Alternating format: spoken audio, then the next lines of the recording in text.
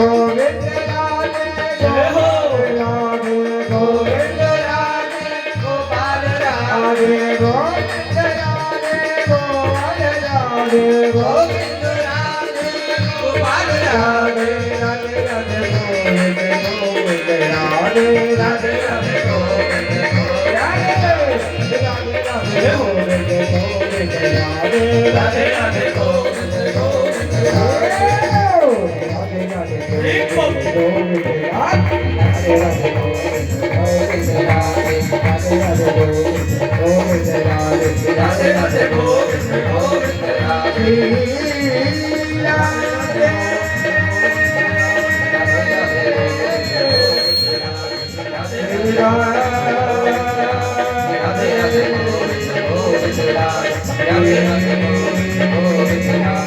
राधे राधे गोविंद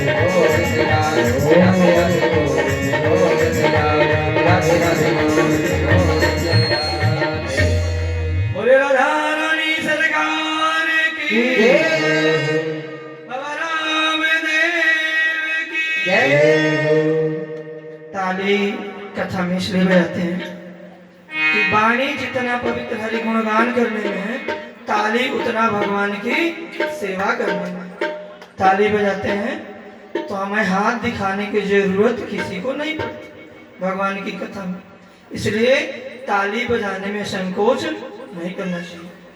सच्चिदानंद रूपाय विश्वोत्पत्त्यादि Hathaway तापत्रय विनाशाय श्री कृष्णाय वयं नमः। कल की कथा में आप सभी ने श्रवण किया कि धुंधकारी जैसा प्रेत भी भगवान श्री राधा मुकुंद के कथा को सुनकर पावन पवित्र देह पाकर वैकुंठ धाम को गमन किया। और इसके बाद गोकर्ण जी ने भाद्रपद मास जो महीना चल रहा है उस महीने में दोबारा कथा करी और भाई को तो पहले मुक्त किया, फिर पूरे गांव को मुक्त कर दी। यह दोबारा इस भूतल पर हुआ कि पूरा गांव एक साथ वैकुंठ धाम को गया।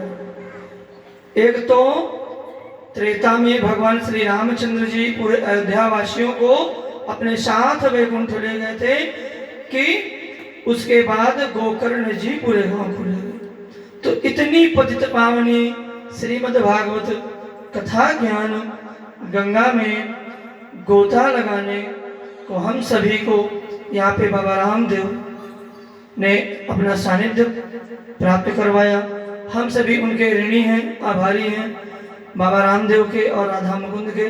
और उसके बाद उनके जो आयोजक संयोजक पुजारी हैं उनके भी हम बड़े आभारी हैं, उनका भी हृदय से धन्यवाद करते हैं कि उन्होंने इस कथा को गाने का हमें यहाँ से अवसर प्रदान किया।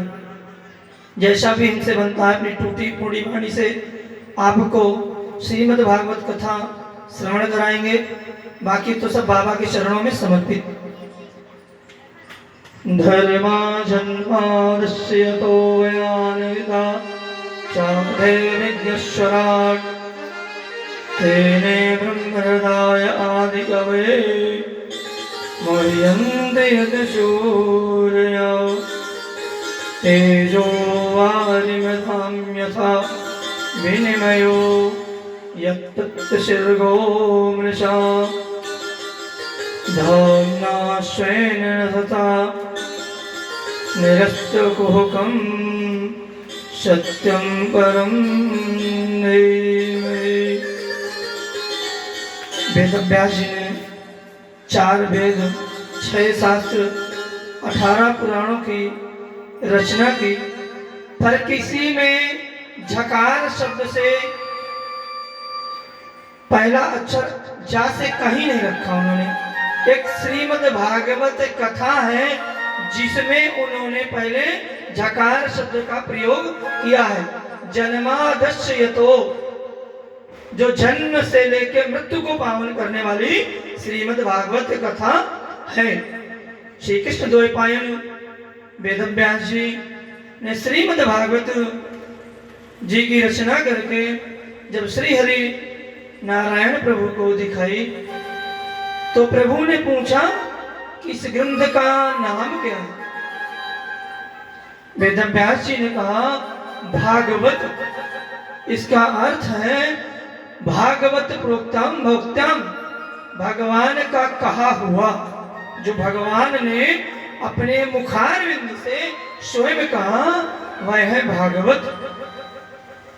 इसमें भगवान की महिमा है। वहीं श्री पतित पावनी ओत पोत प्रदान करने वाली करुणा में माता लक्ष्मी बैठी थी। वह बोली इस ग्रंथ में मेरा नाम तो आया नहीं। व्यास जी बोले माता जी भक्त्याम प्रोक्तम भागवतम भागवती, कहा हुआ भी भगवान ही बनेगा।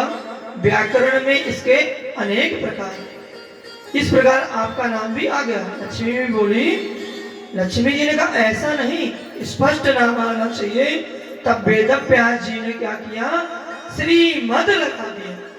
भागवत में श्रीमद जोड़ दिया जब, तो लक्ष्मी जी आगे आ और वो प्रसन्न हुए। और इस ग्रंथ का शुभारंभ जन्मादस्यता इस ब्रह्म सूत्र से किया गया। व्यास जी बताना चाहते हैं कि इस ग्रंथ में हम वैदिक सूत्रों की व्याख्या करने हैं। अथातो यम ब्रह्म सूत्राण भारतवर्षेषु निर्णय गायत्री भाष्य भूतो सुतो वेदाद्रि परिगृहीतम्। श्रीमद् भागवत के मंगलाचरण में महापुरुषों की अनेकों व्याख्या की गई है। आइए महापुरुषों की जो व्याख्या है टीकाकारों की वह समझते हैं। जन्मा यस्यता अस्य विश्वास्य, या तो यस्मात् जन्मस्था भगा भवन्ति, इस विश्व की जिसमें उत्पत्ति पालन और अंत में जिसका लीन हो जाता है, उस परम सत्य धीमहि को हम हाथ जोड़कर सराहते वंदन करते हैं, ध्यान करते हैं। जो श्रुति इस तत्व का प्रतिपादन करती है उसी को व्यास जी ने प्रतिपादन किया। संसार के सभी पदार्थों में जो अभिव्यक्ति है, पदार्थ परस्पर व्याप्त है। घट पट नहीं हो सकता और पट घट नहीं हो सकता। घट को पट में बदलेंगे तो नहीं होगा और पट को घट में बदले तो भी नहीं होगा। किंतु परमात्मा संपूर्ण अनुगत है, अनवधित है। कोई कहे इस संख्याओं की प्रवृत्ति, संख्या वाले तो मानते हैं प्रकृति जगत में व्याप्त है, पर यह जो जगत है वह प्रकृति में व्याप्त है। अगर प्रकृति नहीं होगी तो जगत कहाँ होगा। आज हमने सुंदर मकान बना लिए, बड़े बड़े महल, तो प्रकृति को तो ही हमने नष्ट किया, छेड़छाड़ किया। तो कहते हैं बारिश नहीं हो रही समय से, कहीं सूखा पड़ा है तो कहीं पानी ही पानी है। टीवी पे रोज देखते हैं ना। तो वह हम प्रकृति पे स्थित है, ना कि प्रकृति हम पर स्थित है। अविज्ञा उस चेतना परमात्मा का ध्यान जो शुद्ध सिद्धवान ज्ञान है, सुरा, उनका हम श्रद्धेय ध्यान करते हैं। जिस भगवान के स्वरूप यह त्रिगुणात्मक संसार सूर्य की किरणों जैसा जल की प्रतीति होता है, मिथ्या संसार और सत्वत प्रतीत होता है, जो अपने स्वरूप की महिमा से निरस्त भूकंप और संसार के पदार्थों का सर्वथा विरक्त माया और माया के कारणों से जो असंगत रहते हैं उन पर सत्य प्रतीत होता है। हम उन भांगमयी स्वरूप श्री कृष्ण राधा के चरणों में बारंबार प्रणाम करते हुए श्री राधे कहते हैं। सत्य का अर्थ है श्री कृष्ण, इसलिए क्योंकि श्रीमद् भागवत में भगवान श्री कृष्ण को ही सबसे अधिकृत पुकारा गया, सत्यम परम धीमहि, सत्यम परम धीमहि, ऐसा कहकर महापुरुषों ने पुकारा है।